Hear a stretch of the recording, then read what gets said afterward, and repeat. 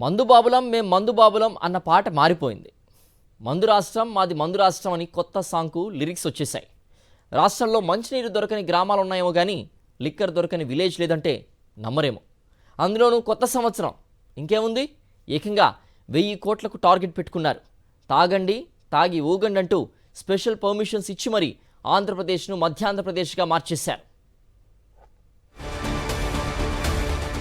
ఆంధ్రప్రదేశ్లో సూపర్ 6 హామీలతో అధికారంలోకి వచ్చిన కూటమి సర్కార్ ఇచ్చిన హామీలను పక్కన పెట్టింది. తాగినోడికి తాగినంత లిక్కర్ అనే కొత్త పథకాన్ని మాత్రం సమర్థవంతంగా నడిపిస్తోంది. మా హామీలేవి బాబు అని ప్రజలు నెత్తి నోరు మొత్తుకున్నా చంద్రబాబు పట్టించుకోవడం లేదు. కానీ అందరికీ కావలసినంత మద్యం అనే కార్యక్రమాన్ని పకడ్బందీగా అమలు చేస్తున్నారు. ఓవైపు విచ్చలవిడిగా వైన్ షాపులు, మరోవైపు లెక్కకు మించిన బెల్ట్ షాపులు వెరసి రాష్ట్రంలో కిరాణా షాపుల కంటే లిక్కర్ షాపులే ఎక్కువగా కనిపిస్తున్నాయి. తాజాగా న్యూ ఇయర్ పేరుతో మద్యం వ్యాపారులకు పూర్తి స్వేచ్ఛ ఇచ్చారు.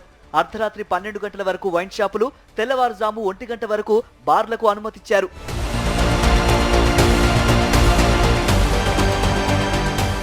ఇంకేముంది, మంగళవారం మధ్యాహ్నం నుంచే ఏపీలో ఎటు చూసినా మద్యం బాటిళ్లు దర్శనమిచ్చాయి. కలర్ఫుల్ లైటింగ్స్, ఆఫర్లు పెట్టి మరీ లిక్కర్ సేల్ చేశారు. మద్యం సిండికేట్లతో కుమ్మక్కైన ప్రభుత్వ పెద్దలు అడ్డగోలుగా అనుమతులిచ్చారని ప్రజలు మండిపడుతున్నారు. దీని వెనక పెద్ద ఎత్తున కమిషన్లు చేతులు మారాయనే ఆరోపణలు ఉన్నాయి.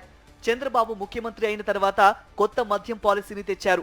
అక్టోబర్ 16 నుంచి ఇప్పటి వరకు ఏకంగా 6,312 కోట్ల మద్యం అమ్మకాలు జరిగాయి.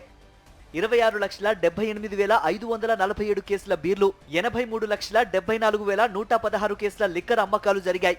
ఇక కేవలం న్యూ ఇయర్ కోసమే 1000 కోట్లు మద్యం అమ్మకాలు చేయాలని వ్యాపారులు టార్గెట్ గా పెట్టుకున్నారు. దీంతో గతేడాదితో పోలిస్తే లిక్కర్ సేల్స్ భారీగా పెరిగాయి. 2023 డిసెంబర్ నెలలో 25,83,530 కేసుల మద్యం, 64,370 కేసుల బీర్ల అమ్మకాలు జరిగాయి. ఈ ఏడాది డిసెంబర్లో 30,46,362 కేసుల లిక్కర్, 9,11,815 కేసుల బీర్లు అమ్ముడయ్యాయి. అంటే గతేడాది కంటే 4,62,832 కేసుల మద్యం, 2,87,438 కేసుల బీర్ల అమ్మకాలు జరిగాయి.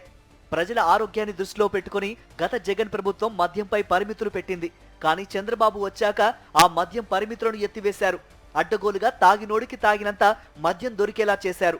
దీంతో ఫుల్లుగా తాగి మందుబాబులు ఇల్లు ఒళ్ళు గుల్ల చేసుకుంటున్నారు.